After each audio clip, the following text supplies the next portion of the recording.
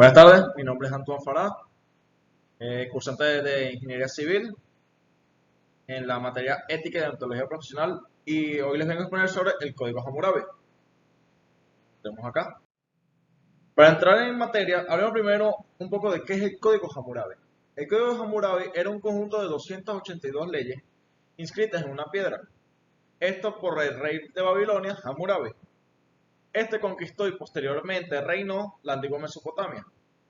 Aunque este código legal no fue el primero, fue el que más marcó, por así decirlo, y fue el más definido de todos, que hasta hoy en día se recuerda o se habla entre varias leyes.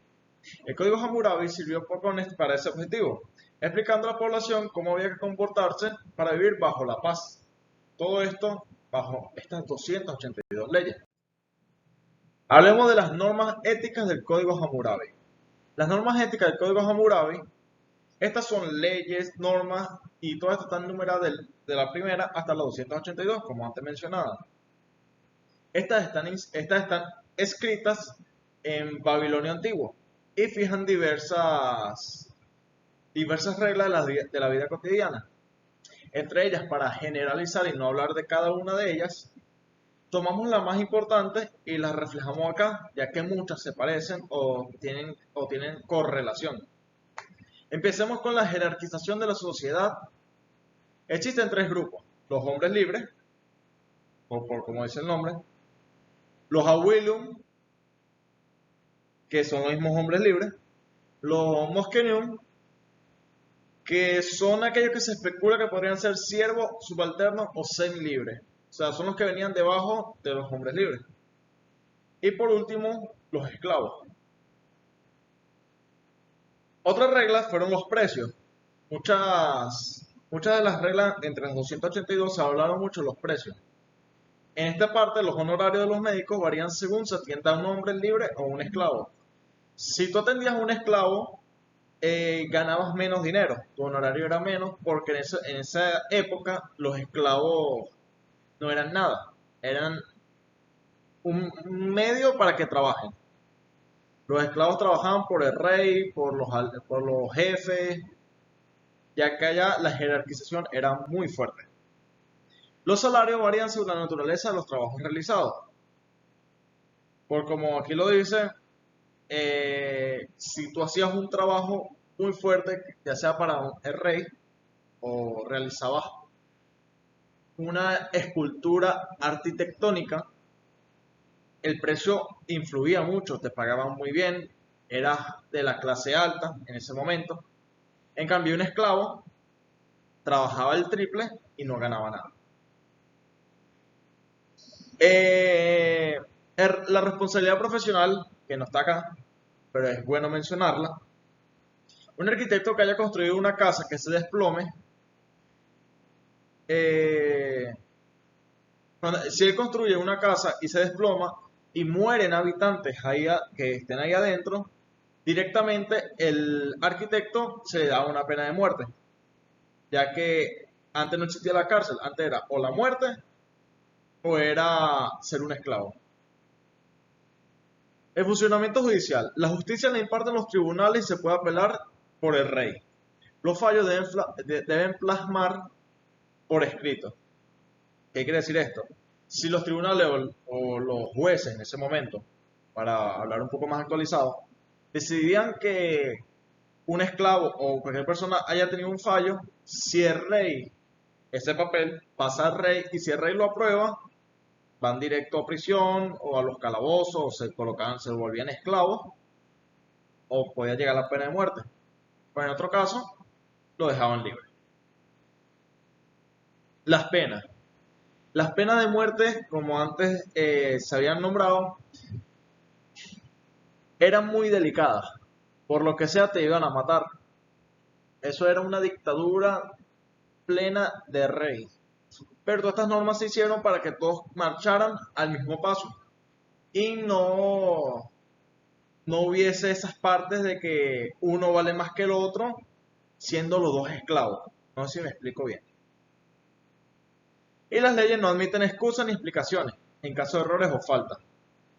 El código, en este caso el código, se colocaba en todos los lados del pueblo, del lugar donde estuviesen, y ya que en ese momento no todos sabían leer, porque ya de por sí estaba escrito en lo más básico, no todos sabían leer, había un hombre parado explicando las leyes a cada rato.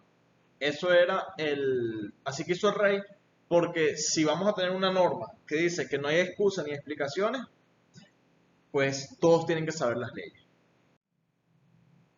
Pasamos a las características del código.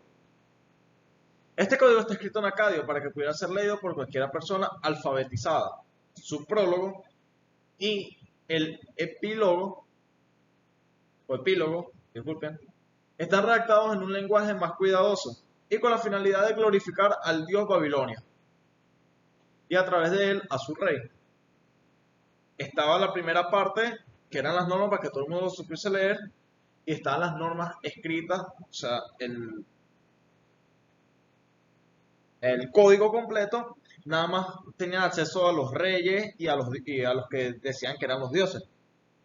El rey ordenó que se colocara una estatua en la plaza de cada ciudad para que todo el pueblo conociera quién era el rey y sus castigos, por lo cual el cuerpo de la ley se expresa en el lenguaje claro del pueblo.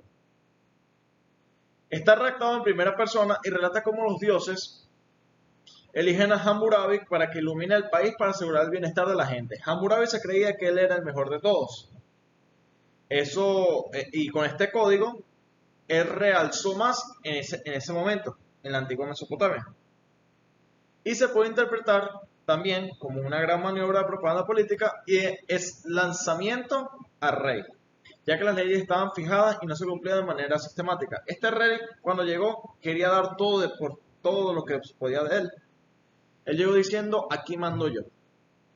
Voy a hacer que la Mesopotamia, decía antigua, que la Mesopotamia sea lo mejor del mundo. Y ahí es donde él creó el código para que lo alabaran. Los ejemplos de las leyes del código Hammurabi. Aquí es donde viene la frase muy conocida que hasta hoy en día se utiliza, que es ojo por ojo y diente por diente. Aquí tenemos varios ejemplos que, por ejemplo, si un hombre vacía el ojo del otro hombre, se vaciará su ojo. Si rompe un hueso de otro hombre, se romperá su hueso. Hoy en día vemos que, para tomar un ejemplo de hoy en día, hablemos del fútbol.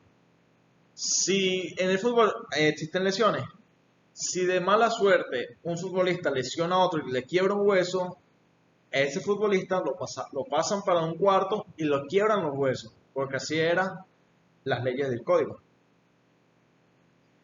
Eh, Aquí tenemos en la cuarta que si un hombre construye una casa, o en este caso era el ingeniero, y no lo hace adecuadamente, la casa se hunde, mata al propietario, etcétera, el constructor será ejecutado. Así como hablamos antes del arquitecto.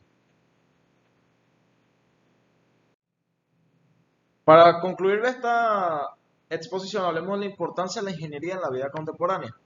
La ingeniería, generalizándolo, es una de las bases de la vida, desde el inicio hasta los días actuales de la humanidad, ya que nos ha aportado muchísimas cosas de gran valor para el desarrollo de los seres humanos y de la sociedad, debido a que con su ayuda hemos descubierto grandes inventos que nos han ayudado a satisfacer todas nuestras necesidades y a minimizar el esfuerzo físico de todas las personas.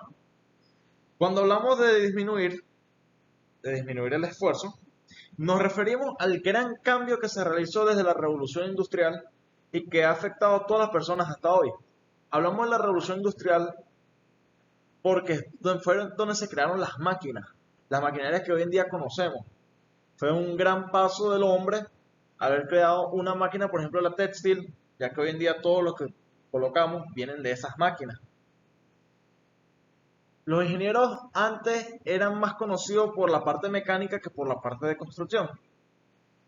Yo, para hablar de mi materia o de mi carrera de ingeniería civil, hablamos de que antes era la mano de obra lo que valía más.